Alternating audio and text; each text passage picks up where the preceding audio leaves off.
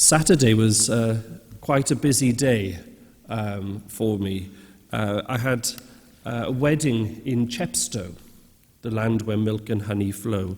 So I had to make a quick exit from confessions and benediction here Saturday to do the hop, skip and a jump over to Chepstow to be on time. Didn't mean the bride was on time, but I was on time. Going to put that out there. And as myself and Ashley were travelling, you get to the point where the M4 becomes the M48 towards what we call the Old Bridge. It's probably got a technical name, it's the Old Bridge. And it goes down to 50 miles an hour. Why, I don't know. But I'm the only one keeping the speed limit along the 50 miles an hour. And as I was doing so, it gave me a chance to have a little look around. Safely, of course, like I was still sort of looking at the road, but to begin to look around at what's around me, the beauty of Chepstow, Caldercottshire, that sort of area of the little corner of our diocese. And you get to see the beautiful green of the fields. And what struck me particularly were the avenue of trees that lined the motorway, because they've decided that it's no longer time for that vibrant green of the summer, but now they're beginning to show their autumn colours. And I love autumn. I love the autumn colours, the autumn array. And if you remember Saturday, before the rain, which sort of came in around midday-ish, it was an okay morning. And so as I looked out, while on the road, trying not to crash, but as I looked out, you could see all the way over to the Bristol Channel and all the way across to what lurks on the other side, a sort of English side of the bridge part. Quite beautiful. It reminds me of traipsing around the parish, and you get to like Hentless Way. And if you're at the top of Hentless, you can see on a clear day all the way across, quite beautifully. We're very blessed, aren't we, to be here, to be in the parish. You know, you journey up Cwmbran, for example, and you get to see the beauty of creation on your doorstep. It's quite lovely. It's quite beautiful. And there's something about beauty that touches us so deeply, isn't there? Looking upon something beautiful stirs something within us, which quite often our words fail to express. And the best that we get, the best that we can come up with quite often, and something that tries to fill the gap, is perhaps poetry or perhaps art, to try and fill that gap where language falls short to describe that beauty. We discover that there is something of a natural disposition within each of us which draws us to things that are beautiful, that draws us to those people who are truthful, to those things that are good, draws us to the harmonious and the things that are united together.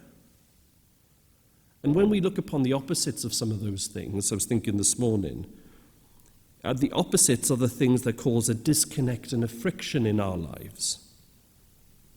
And what we discover, interestingly enough, is where the devil begins to work, is that he takes these things that are beautiful, that are truthful, that are good, turns them on his head.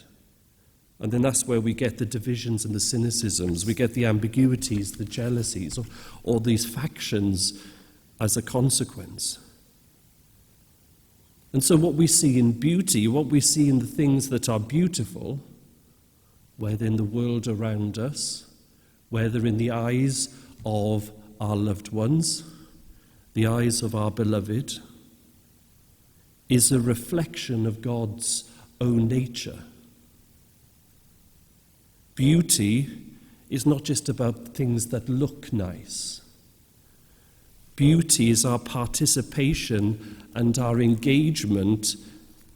It's a pathway that leads us to the divine, a pathway that leads us to God himself. Listen again to the words of the first reading from the Book of Wisdom. For from the greatness and beauty of created things comes a corresponding perception of their Creator. And a little bit later on it talks about, for as they live among his works, they keep searching, and they trust what they see, because the things that are seen are beautiful. Because we are beautiful. To perceive and recognize beauty then, beauty in our world, in our neighbours, in ourselves, is to recognize something of God.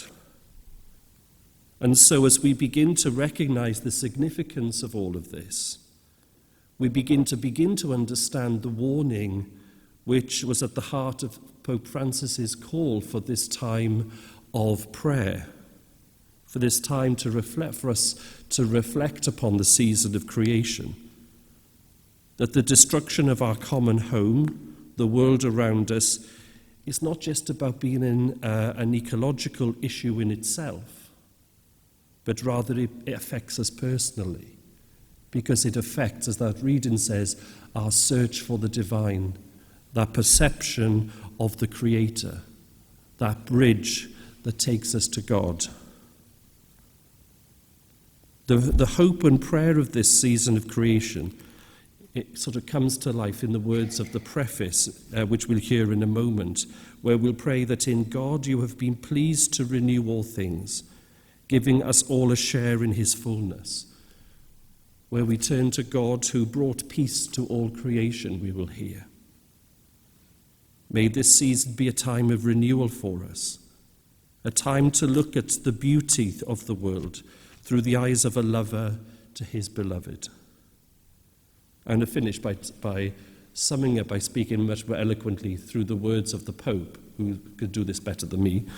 And the Pope who reflected this, he says this: only a contemplative gaze can change our relationship with creation and bring us out of the ecological crisis brought on by the breakdown of our relationship with God, with our neighbours, and with the earth, that is the effect of sin. Amen.